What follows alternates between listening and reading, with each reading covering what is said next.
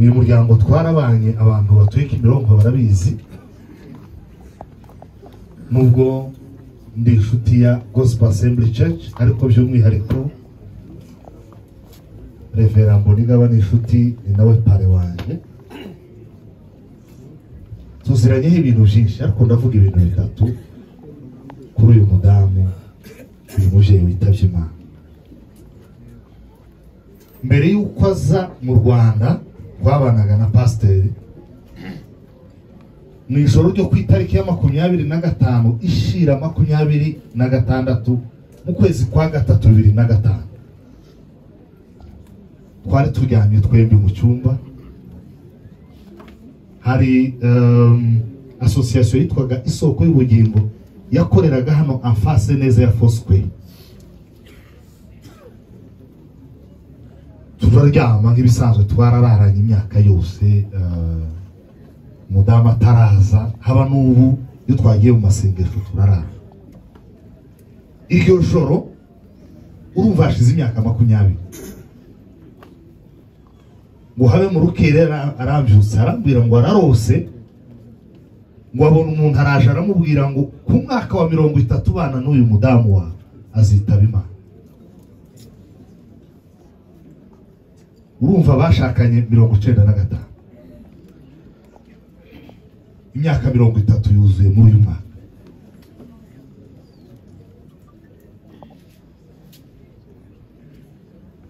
Noneho turabisengera ariko bidakabije bidakanganye mu byukuri tuje kubeshya twumva ntibishoboka twumva ngenda namubwira nti nizo zisanzwe byamusinzi.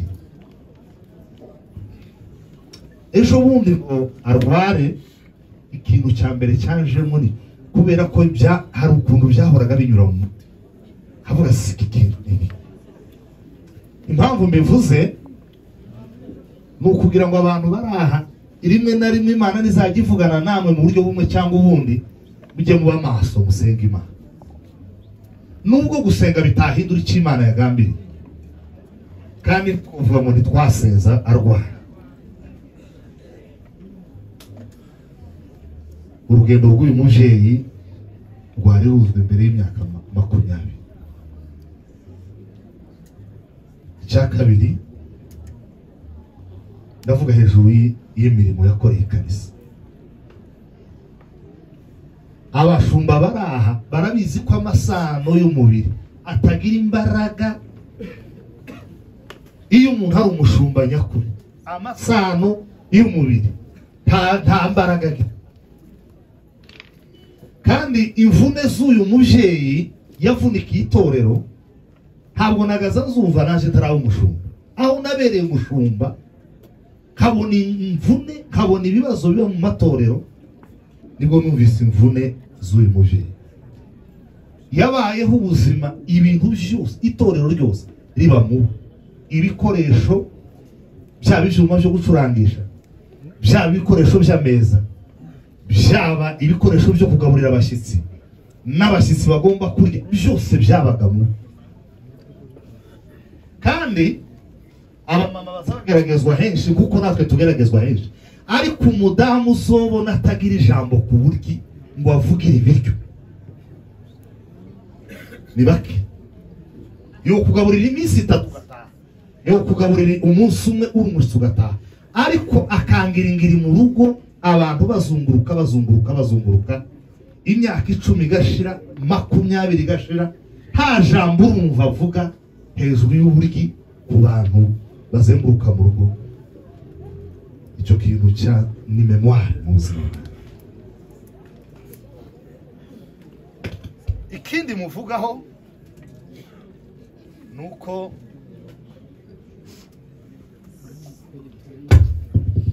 size umuntu wabivuzeho imyaka yose twabanye tuvuga ngo nta bibazo byabagaho. Twanabanye mu by'ukuri n'ubuzima butarafatika Kimironko bigoye nta bushobozi bafite mu rugo rwa pasiteri ariko ni umuntu wari uzi gufata amarangamutima ye ntiwobona uburakari bwe ntiwokumva ijambo rye. Imyaka 20 tumaranye hano Kimironko dusangira hafi ya byose, nta munsi n'umwe uyu muvyeyi yigeze avuga ijambo ngo numve rinyuze mu matwi. Nta n'umunsi yakoze attitude, kuko abantu tubana barazi ko nubwo ngira intege nkeya nisha, ariko ikintu citwa kwitegereza Imana arakimbaye. Nta attitude n'imwe yagaragaje ngo akore geste uvuga ngo yari geste y'agasuzuguro, yo kurakara, yo kwitotomba. Yarakoze agakorana umutima wose kandi akihangana, akarinda amarangamutima yakayakomeza. Mu burwayi bwe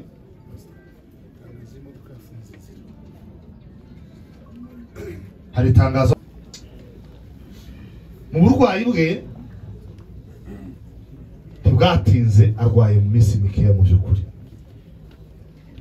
ndashima Imana ko twagerageje guhagararana na pasiteri uko dushoboye kugira ngo tuvuze ubuzima bwa mama Mutoni bugaruke, abeho, arera abana be. Ariko mu byumweru nka 2 bishize, niba atari kimwe sinzi, ngira ngo pasiteri aribuka, twarisharanye muri ofisi yanje, ndamubwira ndewe witegura, ariko nsanga we ariteguye kurushaho.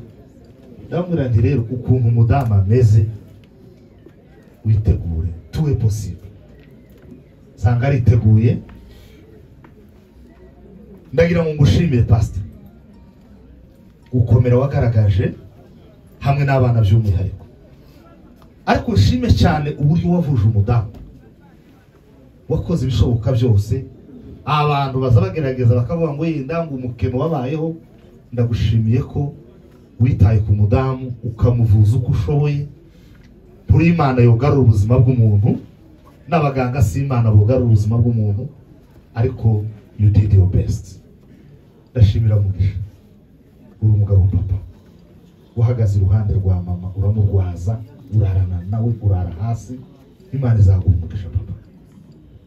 Ndashimira abana bose, Imana ibakomeze kandi bihanganishe. Ndihanganisha itorero rya Gospel Assembly Church, nihangane ku buri nkingi y'itorero. Mushumba uri kumwe n'Imana, ariko natwe turahari. Aho abantu turahari, tuzagerageza gufatanya mu masengesho n'ibindi byose bishoboka. Mama Mugisha, Imana imuheruko ridashira. Ibyo yakoze mu bwami bw'Imana bizibukwa, natwe tuzabizirikana. Murakoze.